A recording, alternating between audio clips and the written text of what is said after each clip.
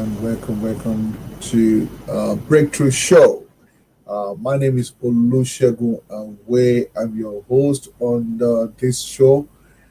It's a great opportunity to come on your platform and to share some insightful um, information and program for you on this episode. This is Breakthrough Show, and on this program we discuss about information, knowledge that can empower you and make you to be a winner in life. So this is the episode which we're going to be talking about how to deal with conflict and contentious people. Conflict actually happens as a result of a relationship with other people, and conflict can come in different form, such as it could be as a result of a business relationship, can be as a result of possession, competition, can be as a result of class, race. It can be sorry, but it can be as a result of any other form of things that people think are personal to themselves. So in doing this, they want to assert their own point of view. They want to assert their own point of view. They want to assert their own imagination. They want to impose their own idea. And some people also doesn't know how to relate with you as a result of some character or some phenomena about you. So, in other words, their own response would be to have a conflict with you and or to confront you. So, to be honest with you, conflict it's natural because when people have an opposing view, opposing idea, there will always be a conflict. So that's the point of conflict: opposing view, opposing idea. So you have to accept the fact that there will always be conflict for people that have their own ambition, their own idea, their own approach to things, especially in leadership. There will always be conflict. Number two things which you need to realize and hold on to is the fact that your own reaction to the conflict determine whether it is a barricade or a bridge to your future. Your own reaction to the conflict will determine whether the conflict is a barricade or is a wall or it is a bridge to your future. Sometimes when people confront you about issues or about things, is because they want their own point of view to be listened to. The other time are just that people are just troublemaker. There's nothing you can do about that. It's just their nature. They are just troublemaker. They just want to cause trouble. So you need to discern what is the motive behind the conflict. You need to discern what is the motive behind the conflict. What is the motive behind the confrontation? Why is this person raising an objection? Why is this person opposing what I intend to do? So it is very important for you to analyze and discover and identify what is the main reason why there is a conflict. Number three, you cannot correct what you are unwilling to confront. Some conflict, you have to confront it. You have to shut down a rebel. If you have a rebel in your team, you have to either shut them down or reassign them to somewhere else or to something else. You cannot change a rebel. You cannot preach to a rebel. You cannot convince a rebel. A rebel at heart already commit to their own point of view and philosophy. So their point of view and philosophy will continue to uh, be at the crossroad with you or the rest of the member of your team. So as a leader, if you find someone in your team that is rebellious, that is not committed as the rest, it is better you remove them because If you pamper them, you are going to cause a lot of problem for those people that are loyal to you. One management teacher once said that the best way to depress a very loyal team member is to pamper those that are doing things wrong. You need to get rid of those that are doing things wrong, those that are not, they are rebellious, they are not submitting to your rules or authority. You need to get rid of them as soon as possible, because if you don't, it's going to infect everybody, and at most it's going to demoralize the rest of the team.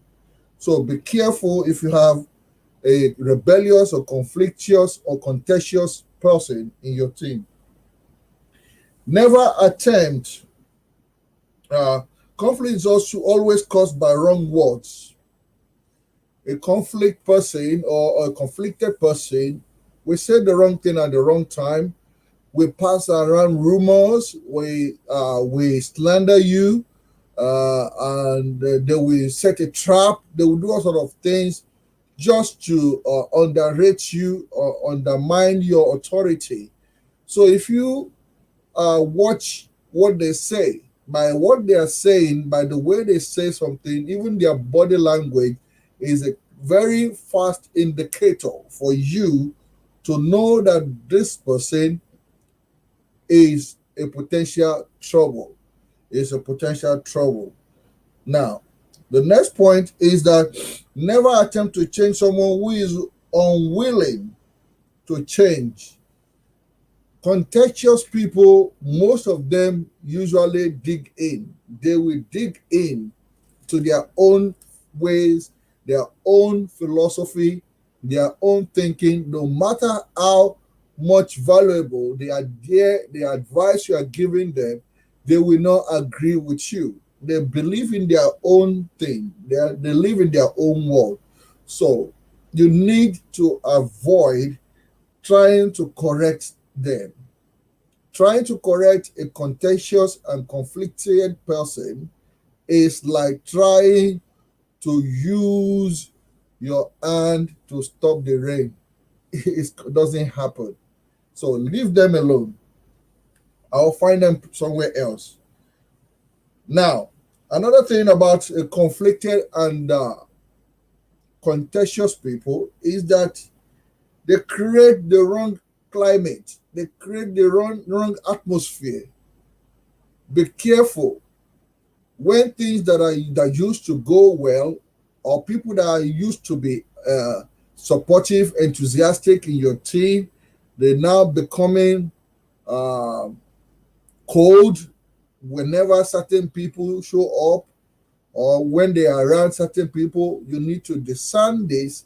You need to respond accordingly, because contentious people create a very wrong environment, a very tense environment, that people are worried to say anything. People are concerned to express themselves.